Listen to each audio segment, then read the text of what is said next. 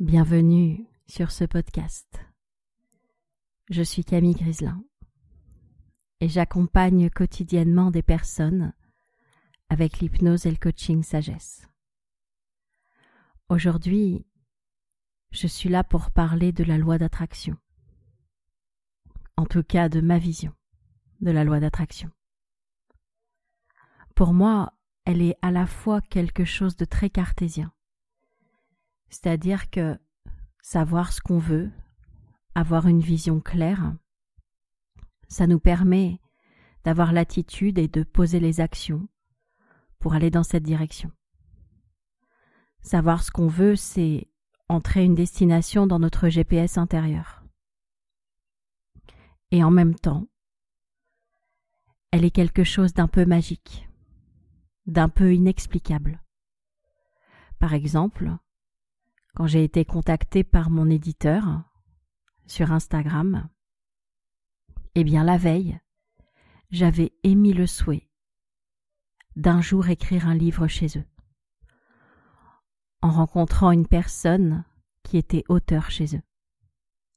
Et le lendemain, ils me contactent.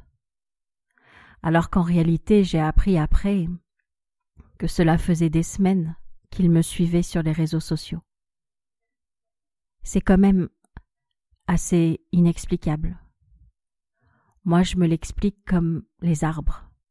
Vous savez, les arbres qui ont des racines et qui peuvent se parler comme avec un réseau Wi-Fi entre eux pour se prévenir de certaines choses.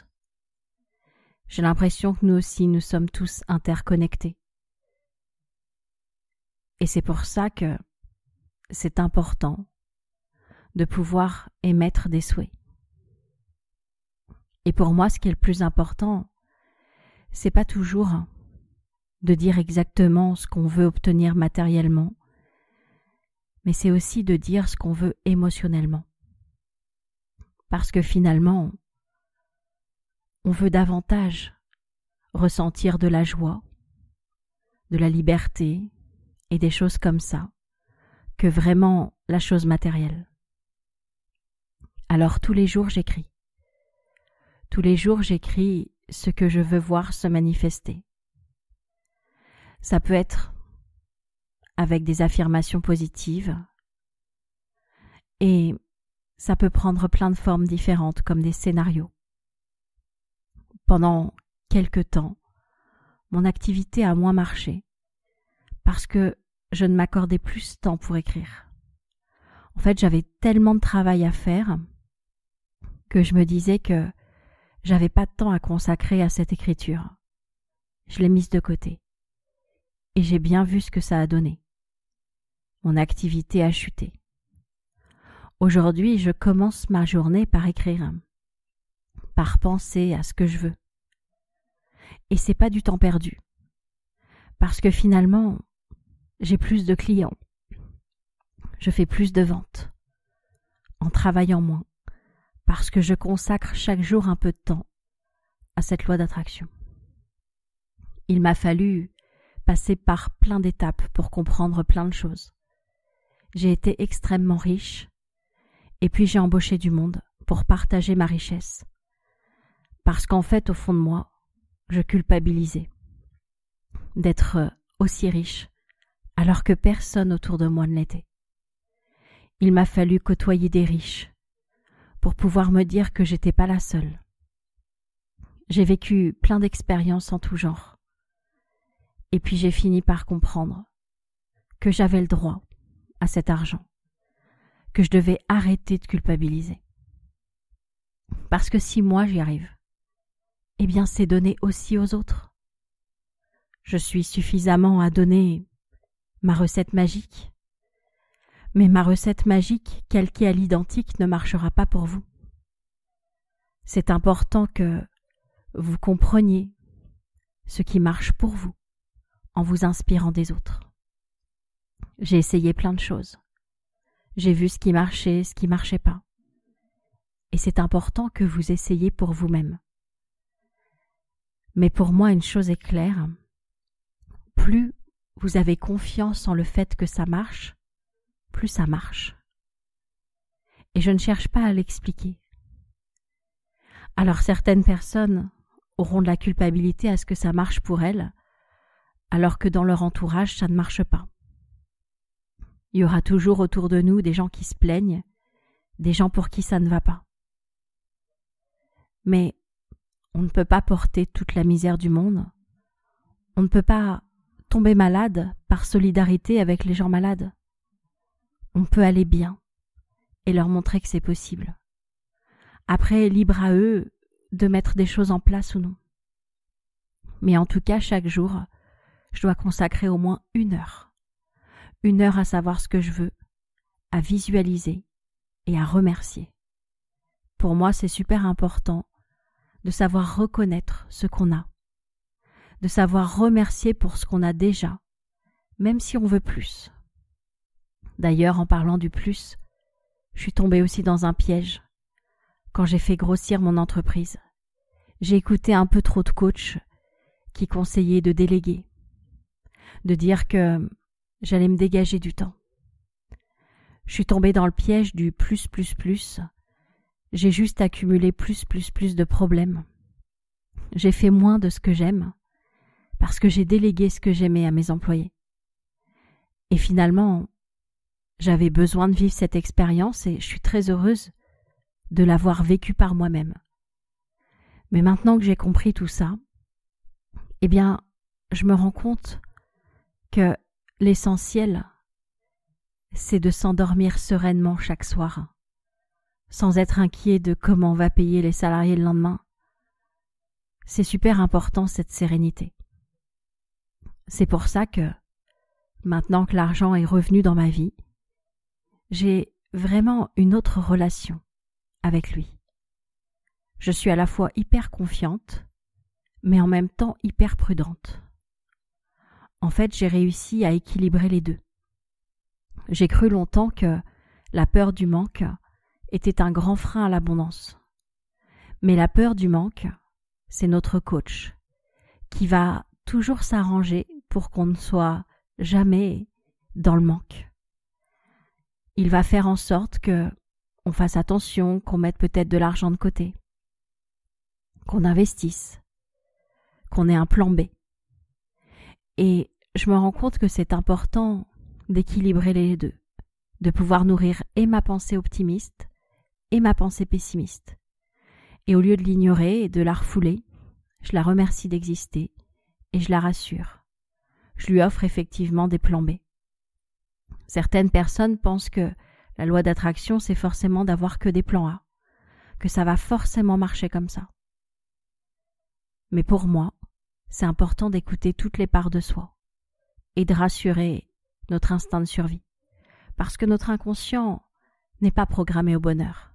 Il est d'abord programmé à la survie. Et donc, quand on nourrit notre instinct de survie, notre besoin de sécurité, eh bien, on peut librement aller vers le bonheur.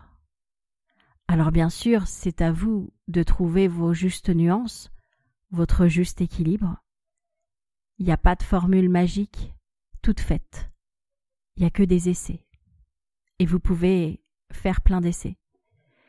Mais une chose est sûre, c'est que la loi d'attraction, elle aime notre régularité. Elle aime que nous pensions un peu à elle tous les jours.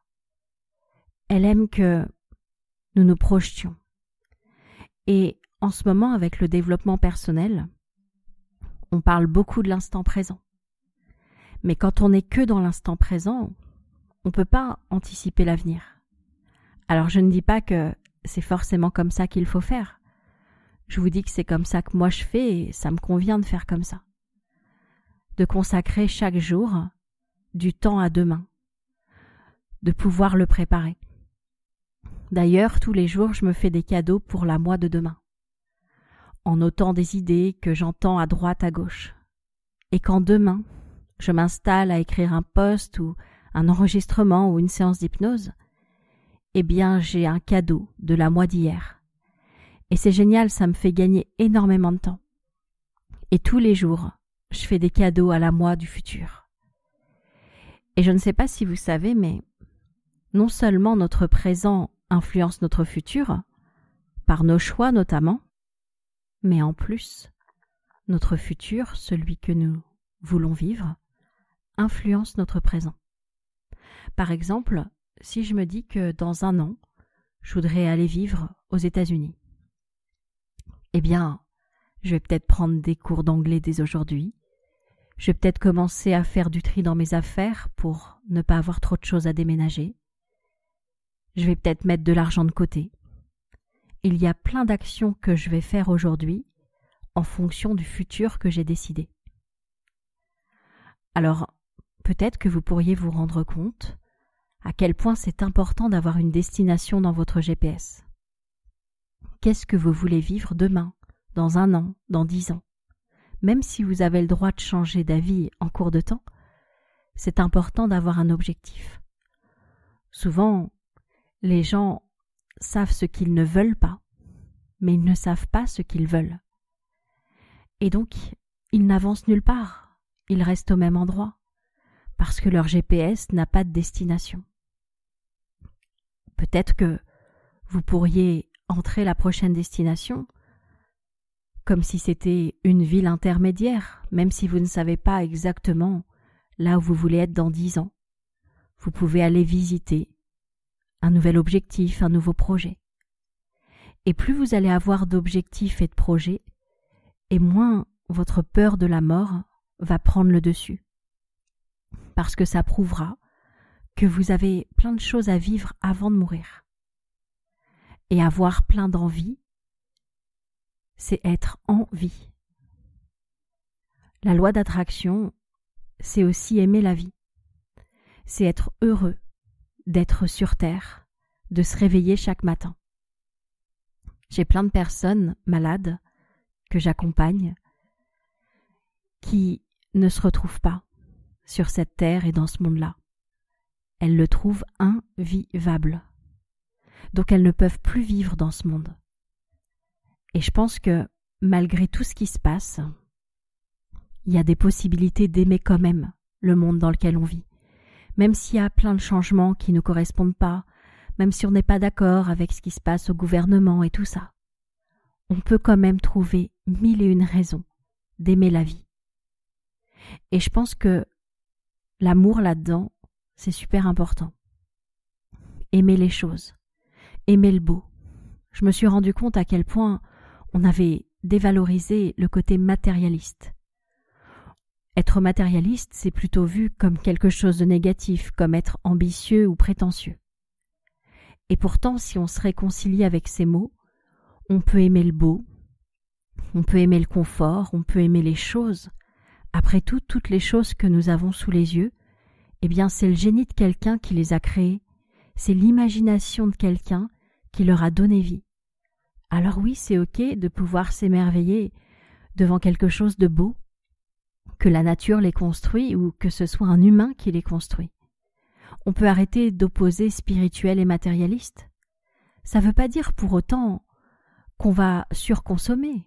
Au contraire, peut-être que si on se laisse plus le droit d'aimer les belles choses, on en aura moins, ou même on ne les possédera pas.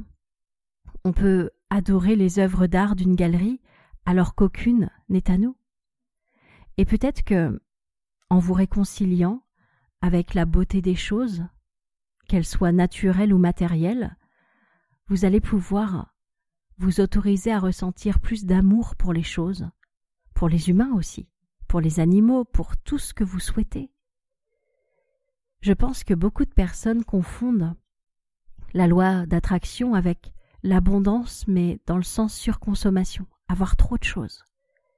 L'idée, c'est pas d'avoir trop de choses. L'idée, c'est d'avoir des choses qui nous font du bien. Quand on voit toutes les personnes qui commandent sur les sites de seconde main, en fait, elles font pour beaucoup de la surconsommation. Parce que c'est pas cher et elles se donnent l'illusion qu'elles font du bien à la planète. Alors qu'il y a des milliers de cartons qui circulent dans des camions et que si elles avaient acheté un objet de qualité qu'elles avaient gardé 20 ans, elles auraient fait plus de bien à la planète. Donc l'idée, c'est pas d'avoir trop de choses. L'idée, c'est d'avoir ce dont on a besoin, des belles choses, de la qualité. Bien sûr, c'est à vous de décider, mais peut-être que vous pourriez vous réconcilier avec le beau, ce qui vous convient à vous. En tout cas, moi j'ai inventé un mot que j'appelle la luxurie, comme si c'était un pays dans lequel, j'aurais l'impression d'être une princesse, comme quand je vais dans un grand hôtel et qu'on est à mes petits soins. Alors je sais que ça convient pas à tout le monde. Moi j'adore être en luxurie au milieu de la nature. Vous voyez, un lodge au milieu de la jungle ou quelque chose comme ça. Pour moi, c'est le comble du bonheur. Bien sûr, de l'être avec quelqu'un qu'on aime. Mais tout ça pour vous dire que, dans ma tête, il y a un style précis de la vie que j'ai envie d'avoir. Je sais ce que je veux. Et peut-être que vous allez pouvoir réfléchir, vous aussi, à ce que vous voulez. Et vous avez le droit de vouloir plein de choses et des choses très opposées. On peut aimer le camping et un palace. Vous avez le droit d'avoir un éventail de choses que vous avez envie de vivre. Mais entrez au moins une chose dans votre GPS. Et puis au fur et à mesure, tous les jours, quand vous écrirez, si c'est ça qui vous plaît, vous pourrez mettre d'autres nuances, d'autres possibilités. Commencez par en écrire au moins une. Et tous les jours, quand j'écris, j'écris quelque chose de nouveau. Tous les jours, je trouve des nouvelles idées. Et tous les jours, je suis heureuse de récolter les fruits que j'ai semés. Ça se passe pas toujours exactement comme je l'ai écrit. Des fois, il y a des nuances, des fois c'est mieux, des fois c'est autrement. Mais je sais à quel point ça contribue. Je le sais pour avoir vécu l'exact inverse quand je ne le faisais plus. Je vous souhaite de trouver votre technique. Je vous souhaite d'y croire, de croire en vous, en vos capacités, d'avoir la prétention, d'avoir ce que vous méritez. Vous êtes à la hauteur des plus belles choses. Vous y avez droit. Alors bien sûr, c'est pas les discours qu'on entend partout. À l'école, on nous a pas mis ça en tête. Mais pourtant, c'est drôlement chouette. Et ça marche, si on y croit. Je vous souhaite donc de savoir ce que vous voulez, pour qu'à la fois votre attitude et vos actions vous y emmènent, et qu'en même temps, un peu de magie s'en mêle. Je vous souhaite le meilleur. À bientôt.